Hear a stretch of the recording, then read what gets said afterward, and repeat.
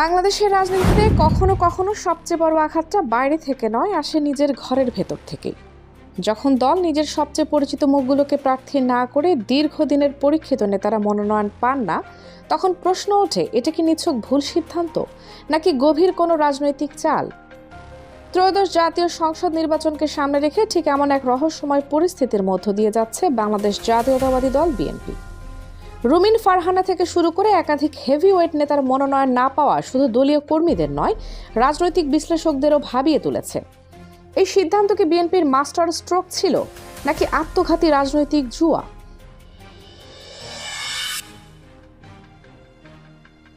মনোনয়ন ঘোষণার পরপরই রাজনৈতিক অঙ্গনে তৈরি হয় তীব্র প্রতিক্রিয়া। অনেকে বিস্ময় লুকোতে পারেননি, বিএনপি কি নিজের পায়ে কুড়াল মারছে? অন্যদিকে একটি অংশ নিশ্চিত ছিলেন এটা বিএনপির পূর্ব পরিকল্পিত কৌশল। ধারণা ছিল হেভিওয়েট নেতারা স্বতন্ত্র প্রার্থী হিসেবে দাঁড়াবেন, জয়লাভের পরে আবার মূল দলে ফিরে আসবেন, আর তাতে করে মিত্রদের সামনে বলা যাবে, আমরা চেষ্টা করেছি। রুমিন ফারহানাকে মনোনয়ন না দেওয়ার সিদ্ধান্ত বিএনপির ভেতরে বাইরে সবচেয়ে বেশি আলোচনার জন্ম দিয়েছে। সংসদে দলের মুখ হিসেবে তিনি ধারাবাহিকভাবে সরকারের কঠোর সমালোচনা করেছেন।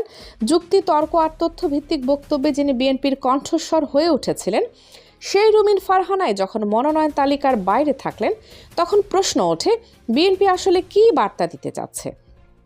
রাজনৈতিক পর্যবেক্ষকদের মতে এটি শুধু একটি আসনের সিদ্ধান্ত নয়, বরং বিএনপির মনোনয়ন রাজনীতির চরিত্র বদলের স্পষ্ট ইঙ্গিত। কেউ কেউ মনে করছেন দল এবার মাঠের জনপ্রিয়তা ও সাংগঠনিক হিসাবকে সংসদীয় মুখের চেয়েও বেশি গুরুত্ব দিয়েছে। আবার অনেকে এটাকে অভ্যন্তরীণ সমীকরণ ও ক্ষমতার ভারসাম্যের ফল বলেও দেখছেন। তবে একথা অস্বীকার করার উপায় নেই, রুমিন ফারহানাকে মনোনয়ন না দেওয়ায় বিএনপি এমন এক রাজনৈতিক ঝুঁকি নিয়েছে যার প্রভাব দলীয় কর্মীদের মনোবল থেকে শুরু করে মধ্যবিত্ত শিক্ষিত ভোটারদের মনস্তত্ত্বেও পড়তে পারে। কিন্তু রাজনীতিতে হিসাব সবসময় কাগজের মতো সোজা থাকে না।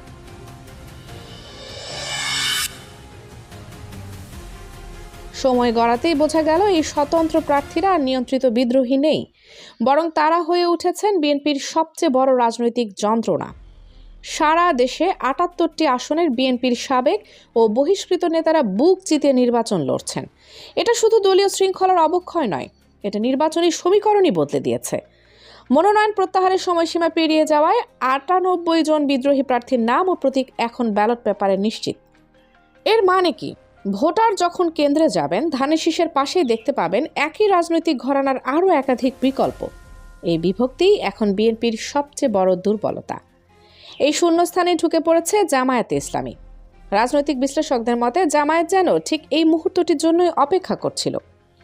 বিএনপির ভোট ব্যাংক যখন নিজেদের বিদ্রোহীদের কারণে ছিন্ন ভিন্ন, ঠিক তখনই সেই ফাঁক দিয়ে জয়ের বন্দরে পৌঁছাতে চাইছে জামায়াত জোট।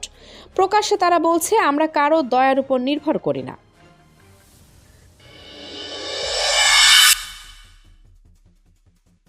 ঢাকা ও ময়মনসিংহ বিভাগ, এই দুই অঞ্চল ঐতিহাসিকভাবে জামায়াতের জন্য খুব একটা সহজ মাঠ ছিল না।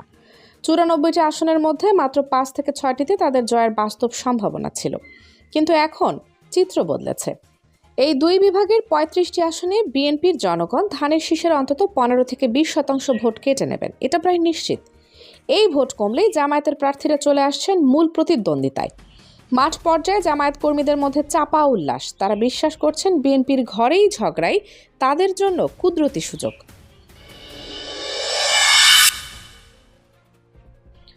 রংপুর, রাজশাহী ও খুলনা জামায়াতের চিরাচরিত শক্ত ঘাঁটি।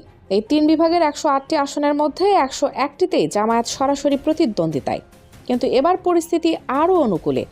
রংপুর বিভাগের ৩৩ আসনের ৪টিতে এবং খুলনার ৩৬টি আসনের ১১টিতে বিএনপির বিদ্রোহী প্রার্থীরা সক্রিয়।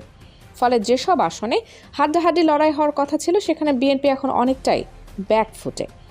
ভোট ভাগ মানে জামায়াতের রাস্তা পরিষ্কার।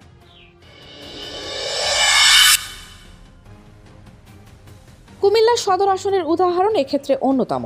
১৯৮৯ সাল থেকে টানা ৫ বার এমপি হন বিএনপির পরিচিত মুখ কর্নেল আকবর। সাংগঠনিকভাবে আওয়ামী লীগ অনেক শক্তিশালী হয়েও বারবার হেরে যেত শুধুমাত্র গ্রুপিংয়ের কারণে। এমনকি ১৯৯৬ সালের ১২ জুনে অনুষ্ঠিত নির্বাচনে আওয়ামী লীগ সারা দেশে ১৪৬টি সিট পেয়ে সরকার গঠন করলেও কুমিল্লা ৮ আসন কর্নেল সাহেবের থেকে যায়। হাজী বাহার ও আফজাল খান দ্বন্দ্বে বেনিফিট নিতেন কর্নেল আকবর। তার মৃত্যুর আগ পর্যন্ত এই আসন কেউ নিতে পারেনি। অবশেষে তার মৃত্যুর পর শেখ হাসিনার প্রত্যক্ষ ভূমিকায় আফজাল খানকে বসিয়ে দিতে সমর্থন হয়। ফলশ্রুতিতে কুমিল্লা সদর আসন আওয়ামী লীগের দখলে আসে। কুমিল্লা ৭ চান্দিনা আসনের কথা বলি, সেখানে দীর্ঘ ১৭ বছর ধরে আতিকুল আলম শাওন বিএনপিকে নেতৃত্ব দিয়েছেন।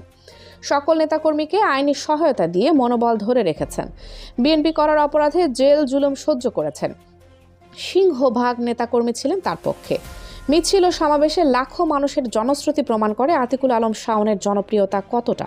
অপরদিকে এলডিপি ছেড়ে আসা সদ্য বিএনপিতে যোগ দেওয়া ডক্টর রেদওয়ান আহমেদ পেয়েছে দলিল মনোনয়ন। এতে বিএনপি ভোট ব্যাংক পড়েছে দ্বিধাদ্বন্দ্বে। এতে করে ইসলামী দলগুলোর সুযোগ আরও বেড়ে গিয়েছে। আর জামায়াত সহ বাকি দল যদি নিজেদের মধ্যে সমঝোতায় আসতে পারে, তাহলে সেই আসনটিও হারানোর সম্ভাবনা রয়েছে বিএনপির। সব মিলিয়ে ত্রয়োদশ জাতীয় সংসদ নির্বাচন জামায়াতের জন্য এমন এক রাজনৈতিক মঞ্চ তৈরি করেছে যা তারা গত ৩ দশকে পায়নি। আওয়ামী লীগহীন নির্বাচনে নিজেকে দ্বিতীয় বৃহৎ শক্তি হিসেবে প্রতিষ্ঠার স্বপ্ন দেখছে জামায়াত। আর সেই স্বপ্ন বাস্তবায়নের সবচেয়ে বড় অনুঘটক বিএনপির অভ্যন্তরীণ বিদ্রোহ। এখন প্রশ্ন একটাই, বিএনপির হেভিওয়েটদের মনোনয়ন না দেওয়া কি ছিল নিখুঁত রাজনৈতিক কৌশল, নাকি ইতিহাসের পাতায় লেখা হয়ে যাওয়া একটি ভয়াবহ রাজনৈতিক ভুল? এই প্রশ্নের চূড়ান্ত উত্তর দেবে শুধু একটি জিনিস, ভোটের দিনের ব্যালট গণনা। Kaniz Fatema Soma, desk news 0 TV.